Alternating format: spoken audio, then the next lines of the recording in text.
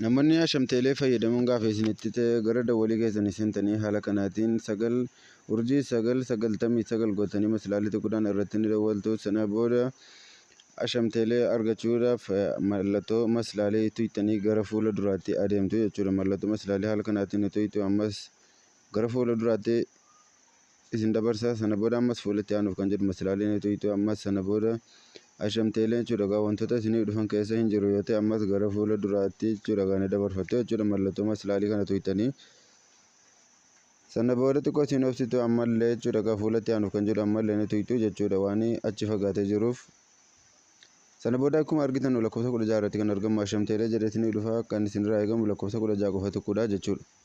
Erga lakkoofsa 16 tuqxaniitii kun haala kanaatti ashamteelee jedhee isinii dhufa galmaa'uudhaaf qabxii jiruuf akkasumas sadarkaa maamilummaa fi qabxii jiruuf jedha qabxii kan keessan jechuudha hanga qabdan baruudhaaf lakkoofsa 3 ni tuqxu jechuudha.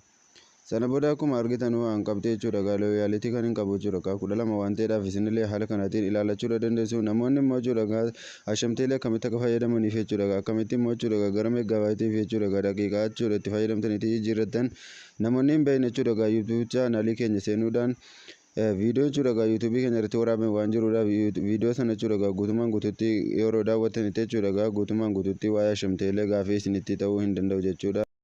Viidiyoo kana immoo laayik sheer gochuudhaan akkasumallee chaanala kanaaf haaraa namni taatan sabiskiraayib gochuudhaan nutti dabalamuu hin dagatinaa.